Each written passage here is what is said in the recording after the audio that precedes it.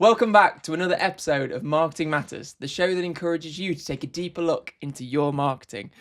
Today I'm not joined by Dan.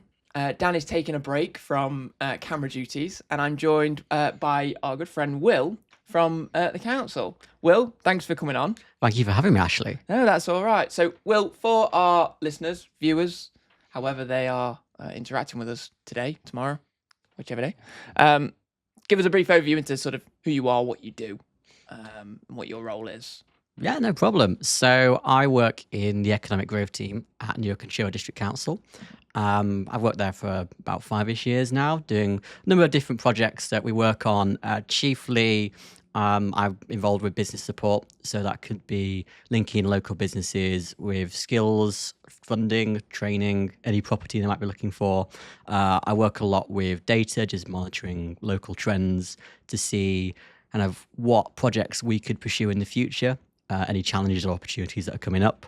And me and a few of my other colleagues work on a program of business support events, including workshops, one-to-one surgeries, and the conferences too. Okay, so like with these sort of workshops and the support that you do, are they there for local businesses it's in the Newark and Sherwood area, isn't it? So yes, yeah, in the Newark and Sherwood area. Yeah, so they can connect with you and find, I guess, is it and those workshops are on various different Yeah, there's a things, variety of aren't they? topics. Yeah. So in the past, we've had it on sustainability, we've had some on cybersecurity, and the most recent one we had was with someone called Laurie Buckland, and that was kind of about mindset and messaging. Mm-hmm. So it's marketing, but it's more of the in-person kind of marketing, like coming across as genuine when you're networking and things like that. Yeah. Which we, as we know, coming across as genuine is much more important now with the rise of AI. Oh, absolutely. We keep mentioning, it feels like we mention AI all the time on this podcast, but say stuff like that will be, I'm sure, valuable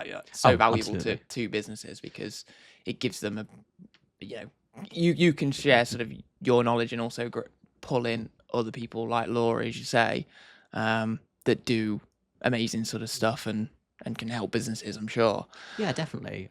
Especially with AI, because there's so many challenges and opportunities at the same time. Yeah. So it's just like working with businesses, linking them with different experts to see what they can do, what they can take advantage of, and things like engineering the right prompts to put into your AI, or seeing how AI might impact your business in ways you've not really considered before. Yeah, I guess that's it as well. It's like, because you probably work with loads of businesses that they're not necessarily massive firms. So there might be some of them might be one-man bands, some of them might be a small team of sort of 5 to 10 or whatever. So they probably work in their business so often that then they struggle to take themselves out, have that bit of time where they can sit down with someone, an expert or whatever. And the workshops, I'm sure, provide a great opportunity for them to do that, to really give them a bit of an overview as to, okay, what direction could you go in, and just say some opportunities that they might not have even known existed beforehand. Definitely. It's so important as well to have that time. Yeah. Just outside, even if it's an hour or 3 hours. I mean, a lot of times businesses can say to us that they might not have the capacity. Like you say, there might be one-person bands. But we had some really good feedback recently from a Laurie workshop, where there was somebody, they own a shop in Southall, and they were saying like, oh, I wasn't too sure because I would have to basically close shop for 3 hours. Yeah. But then she came out saying, I'm really, really glad I did that, because that's introduced me to new ways of thinking about how I market my business that I never considered before. So that will then improve things going forward for her. So it's all about investing that time.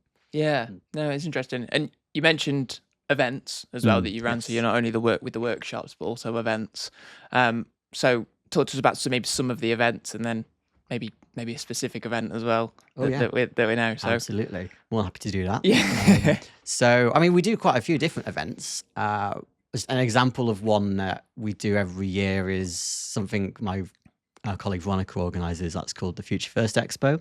And that's more of a chance to get students to come and see what the different businesses or different career opportunities are in the district. Yeah. And that could be an education provider, it could be a business, it could be a charity or something like that. And it's just, I think we get 1,000, maybe more now, students. Yeah, I was going to say it's always really well attended. I think from what Veronica said said before and what I've seen. It's always a it's- really, it's- really good buzz, I think, Yeah. in the room. And it's just nice seeing those conversations going forward about maybe things students hadn't considered before, Yeah. about like different career options that are opening up to them, because it's changing all the time. Yeah, exactly. Like jobs that are around now weren't some of them weren't around. I'd say that argue that my job as a bit of a social media manager for some clients and also some design parts, especially the social media side, probably wasn't around 15, 20 years ago Yeah. as a job, and probably not even thought that would be a thing. No, that's a And good again, point. now Yeah. with the sort of vast rise of sort of how business is changing, there's just jobs available now that are so different than they were 10 years ago, and it's just developing all the time. Yeah, So- especially with things like net zero stuff too. There's Yeah. lots of new positions opening up so that they can help businesses to achieve their goals in the future that they might not have thought were goals like 5 or so years ago. It's funny you mention that, because at school they do say to you like, oh, in 10 years time you were doing a job that you never even knew existed. But at the time I was like, yeah, sure, fine, whatever. Yeah. But then now I'm like, yeah, that is accurate. Yeah. I mean, at school I didn't think I would be an economic growth officer. I don't really know what I was. So, No, yeah. but you'd never know about it really in that sense. And say going to like something like the Future First Expo, at least that gives the sort of young people, sort of college students, whatever, get a bit of an opportunity to have a look at what is out there, what actual jobs are there. Because as soon as always think it's that you can, some people will be, I was younger, what did I want to be? Oh, I wanted to be a footballer. Well, Yeah, it's a very happens. minute Yeah. percentage that make Yeah. it, or it might be okay. Well, maybe I want to do, some go on and want to do sort of construction or whatever.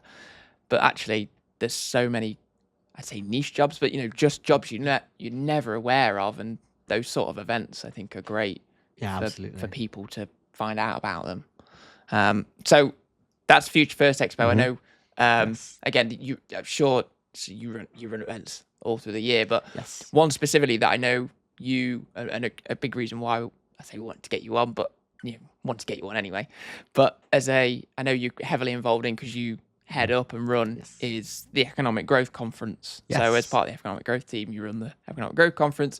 So give us a bit of an overview into what that is really for people. Yeah, that's no problem. So the Economic Growth Conference, otherwise known as the business event. of The year. business event. The business The event. one, Remember that. the one, Yeah, okay. the one to be at. Definitely. It's such a pleasure getting involved in this conference. I really enjoy just working with the different speakers and workshop providers to kind of design what the day will be like.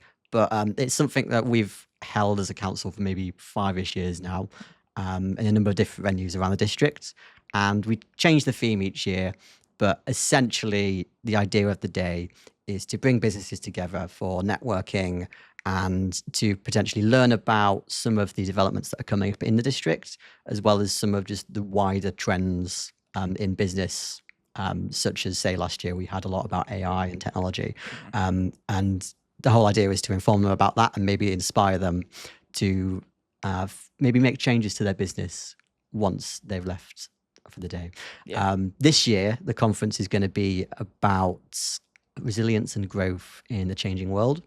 So I'm sure people will be very familiar with lots of the news going around, about lots of technological change. There's a lot of things to do with net zero and climate change, the like spring budget, and a lot of the financial news is a bit grim at the time. So we thought we'd get an event together that would be realistic, but also kind of talk to businesses about maybe what they can do to achieve growth when things are changing so much. Yeah. So it'll be a day of keynote talks and workshops. Keynote will be Bev Hurley, who is a lady who works for YTKO, which is a big business support organization. And she also has background in the Institute of Economic Development and has like quite an amazing story of starting businesses and working in different businesses around the world. I think she worked in a gold mine in Canada at one point. Oh, cool. So I'm hoping she will talk a lot about some of her experiences doing that and maybe pull out a few key nuggets of information to share with businesses attending. And I mentioned Laurie Buckland a bit earlier, who we worked with on the Mindset and Messaging workshop, and she's going to be the MC for the day. So by that, I mean she will kind of link all the different talks together, and she'll use some of her flair for storytelling to maybe pull out a few key themes and get people to talk about what they do and think about how they present themselves in different ways as well. Yeah, it is a really great event. I think what's really nice about it is that you change the theme every year, because then it's not the, I guess, the same every year, if you know what I mean. You know, you can have, because you might be the similar, the people from the same business might turn up each and every year, and if it's something that's quite similar, they might turn off after 2 or 3 years. Whereas this is actually, we'll say, as you say, this year's about resilience and growth. Last year was about AI. The year before, I can't remember what the year before was, but you change it every year, so it's always going to be relevant, really, and you know, be able to attract, say, new businesses and also existing ones that have been already. When we did, I remember we did one of the workshops on the day, and Jeff Ram was talking. That was, we came away like, wow, that was unbelievable. And then that was phenomenal, wasn't it? That kind of blew me away, that talk. It was really good. Like, it was like first time I'd been to one of them, and I was like, oh wow. And you know, been to some of the workshops last year when we went to some, and again, it's really nice how you tie in everything around it, around this sort of topical theme. The keynote speakers are always great speakers that aren't necessarily known names maybe in the business world, like, you know, to us necessarily, to me and Dan probably, but actually then they go, oh wow, they're really good. And like, you know, they're, like you say with Jeff, it's like, oh, he really struck a chord with us. Like, yeah, he was like really good. Like, he does. That's the first time I think I've been to any sort of conferencing event, and I've looked around the room while he's talking, and everyone's just like staring at him, like listening, like sort of enraptured. There's like not a single person was like making notes or like typing on their phones or anything. They were just all paying honed in on them. Yeah, and to be fair, the same happened last year. You know, obviously I know last year we had Luke was the MC for the day, so he added his bit of sort of magician his mind reading mentalist skills. Yes, so I think we got you on stage for that at one point. I want to say I enjoyed it. I did enjoy it, but it's like, oh no, not me. They got you to draw a nice picture. I remember that. I drew a really nice picture. Dan loved it. As soon as he heard it was my name going up, he was. Oh yeah, it was. I've got some good content now. But so this year's event. So tell us sort of when that is, where that is, then. Yes. Sort of what, again, the sort of process of the day, really. What can people expect on the day? Yeah, absolutely. So it's on the 9th of October, Thursday, the 9th of October. It's at Southall Racecourse this year. And we're starting the day around 8:30, 9ish. And it'll kind of be most of the morning going into mid-afternoon. There will be lunch available. So if I haven't already sold it to you, you'll get a free meal. So I imagine everyone will be rushing into the door now for that. Absolutely. But yeah, so it will be a mix of different talks. There'll be workshops kind of midday. We've got 2 workshops this time. One is more about sort of business sustainability and reusing materials, like a company that was based in Newark Sherwood but has moved slightly out into Lincolnshire now, called Reuser Box. They'll be leading that one. And they'll be talking about kind of quick wins that you can do to meet net zero targets, but then also just save costs while doing it. So I think that'll be a really beneficial one. Yep. Another workshop that Bev is kindly also offering to do. We're getting our money's worth from Bev this time. So she'll be leading a workshop that will kind of continue some of the themes from her keynote talk, but go into a bit more depth. And because the workshops are a bit more interactive, we'll get a bit more audience participation in that. So she'll be getting businesses to maybe talk about their own experiences and then maybe what they can potentially do. Yeah. Okay. Yeah. So really, it is. It goes on sort of it's 8:30, 9 o'clock, and then you go through. Usually it's about 3 o'clock, I think it has. Yeah, it's around 2 o'clock we're ending this time. 2 o'clock. So we've got a few more talks in the afternoon. The afternoon will be more networking focused, and we'll have a bit of a fireside chat with Bev and Laurie too. Yeah. So there'll be lots of opportunities to ask Bev any questions that you want. And then there'll be a little section about AI and digital trends, because that's changing so often. We feel like we need to maybe give the latest information about what's changed in AI since last year. Yeah. Oh, it is. Yeah. So it is a really good day. And what I'll do anyway, it's because this will go out it'll be about 2 weeks or so before the event. So, and I know we're talking off camera, there was probably only a handful or so of tickets available about anyway. 5 spots left. So if get a move on, guys. Yeah, exactly. Yeah, I'll drop all the information in the comments and stuff, and put your contact info there. So if anyone listening to this, watching this, wants to come along, then I'll fire them across your information. Yes. Just drop me an email. I can sign you up there and then. I'll just might a few extra details from you, but it's a very, very easy process. Takes a couple of minutes. Yeah, it's max. So we couldn't really bring you on without talking about marketing stuff. About the event, in terms of how you market that, how have you found that first and foremost, and also say what sort of practices maybe have you found have worked, some might not have worked. How's that process sort of been? Yeah. So it's an interesting one because we use quite a lot of different techniques for marketing. Word of mouth helps quite a lot. Say people who maybe have come previously, they will then kind of end up selling it for us sometimes. So I think that's always the case with like local definitely. events and local things that are happening. It's always word of mouth. Always seems to be the strongest case of sort of of how effective it is, because again, people talk. You talk about we've been to the business. How we sort of know each other, I guess, is through the Newark Business Club. Yeah. Sort of going there every month, and the amount of events that we joke about, and Dan does every month about the amount of announcements because there's so many events. But that's how and how many Simon has to do at the end. Yeah, it's almost the best way to do it sometimes, especially with one of us in the room, because we normally take up about a quarter of those slides with all the different things that we organise. So, but again, that's probably how effective word of mouth is, because put on there, it might be that someone's been, I've had before. I've sat next to Veronica on a table, and she promotes Future First, and I feel it's right for me. I say, right, well, this is a great event. Get involved, and people love that, and people have done similar things with other people before. So we've definitely found it works well locally. Yeah, definitely. Socials is a good one as well.